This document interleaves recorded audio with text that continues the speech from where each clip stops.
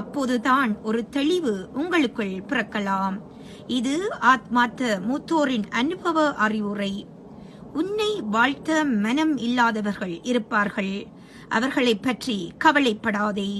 நீ எதை செய்தாலும் அதில் ஒரு குறையை கண்டுபிடிக்க கூடிய மனிதர்களும் இருந்து கொண்டேதான் இருப்பார்கள். அதையும் பெரிது பண்ணாதே. உன் லட்சியம் எதுவோ அதை நோக்கி பயணம் போ. ஒன்றை மட்டும் தெரிந்து கொள். ஒவ்வொரு மனிதனும் தனித்தனி ஜென்மங்கள், தனித்தனி பிறவிகள், தனித்தனி ஆன்மாக்கள்.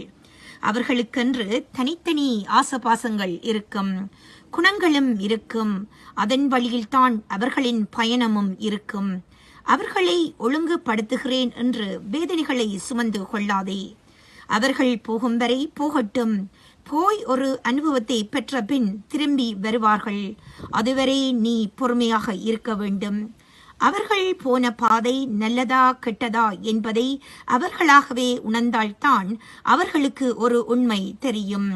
இந்த உண்மை நீ முன்கூட்டியே சொன்னால் உன்னை அவர்களுக்கு பிடிக்காது. இதுதான் வாழ்க்கையின் தத்துவ உண்மை.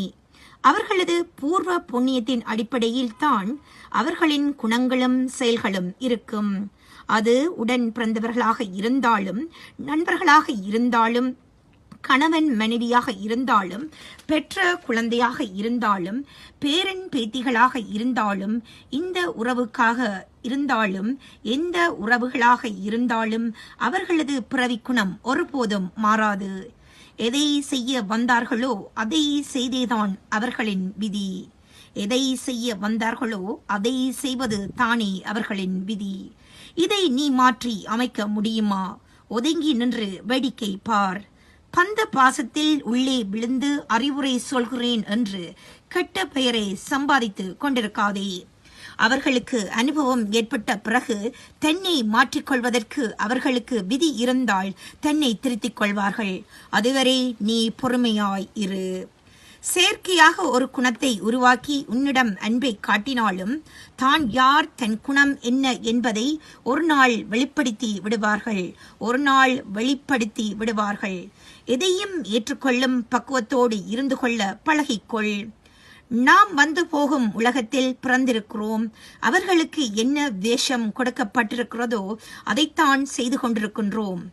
அவர்களுக்கு எந்த வேஷம் கொடுக்கப்பட்டிருக்கிறதோ அதைத்தான் செய்து கொண்டிருக்கிறோம். அது தவிர நாம் வேறு எதையும் செய்து காட்ட முடியாது. அதை தவிர நாம் வேறு எதையும் செய்து காட்ட முடியாது. எல்லை இல்லாத அன்பை வைத்திருக்கிறேன், என்னை ஏமாற்றி விட்டார்கள் என்று புலம்பிக் கொண்டிருக்காதே. கடலுக்கு ஒரு எல்லை வைத்திருக்கின்றான் கடவுள். அதையும் மீறி சில வேளைகளில் இறைவன் வகுத்த எல்லை கடலை தாண்டி விடுகின்றோம். இதுபோல் இயற்கையின் சுபாவங்களைப் போல மனித இயற்கை சுபாவங்களும் சில நேரங்களில் தங்களை வெளிப்படுத்தி விடும். மனித இயற்கை சுபாவங்கள் சில நேரங்களில் தங்களை வெளிப்படுத்தி விடும். நீ உன்னை எப்படி வைத்துக்கொள்ள வேண்டுமென்று நினைக்கிறாயோ அப்படி வைத்துக்கொண்டு வாழ பழகிக்கொள்.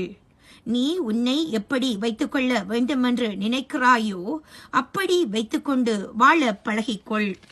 அதில் நன்மை வந்தாலும் தீமை வந்தாலும் உனக்கு ஒரு அனுபவம் கிடைக்கும். அதை வைத்து உன்னையும் திருத்திக் கொள்ளலாம். இன்பமானதும் துன்பமானதும் அதை நீயே சந்திக்க கற்றுக்கொள். இன்பமானதும் துன்பமானாலும் அதை நீயே சந்திக்க கற்றுக்கொள். அதை பகிர்ந்து கொள்வதற்கு ஒரு துணை தேடாதே. உன் இன்ப துன்பத்தில் பங்கு பெறுவதற்கு இந்த பிரபஞ்சத்தில் ஒருவர் பிறந்திருந்தால் நிச்சயம் அவர் உன்னை கைவிடாமல் உன்னோடு சேர்ந்தே பயணிப்பார். அது உன் பிறவி பிரபந்தத்தை பொறுத்து இருக்கின்றது. அது உன் பிறவி பிறப்பதை பொறுத்து இருக்கின்றது. அப்படி அது நடந்துவிட்டால் எந்த சூழ்நிலையிலும் உன்னோடு இணைந்தே இருப்பார்.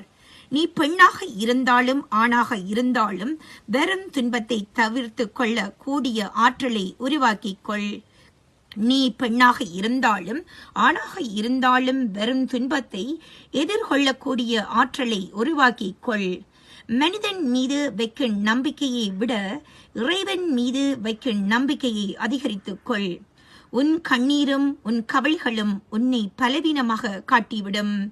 அழுவதாலும் சோர்ந்து போவதாலும் ஒன்றும் நடக்க போவதில்லை. எப்படி இருந்தாலும் நீதான் இந்த சுமையை சுமந்து ஆக வேண்டும். அழுது சுமப்பதை காட்டிலும் ஏற்று சுமப்பது உனக்கு சிரமம் இல்லாமல் இருக்கும். தைரியமும் தன்னம்பிக்கையும் தான் ஒரு மனிதனை உலகத்தில் வாழ்விக்கு ஏற்ற உண்மையை உணர்த்திக்கொள். அழுது சுமப்பதை காட்டிலும் ஏற்று சுமப்பது உனக்கு சிரமம் இல்லாமல்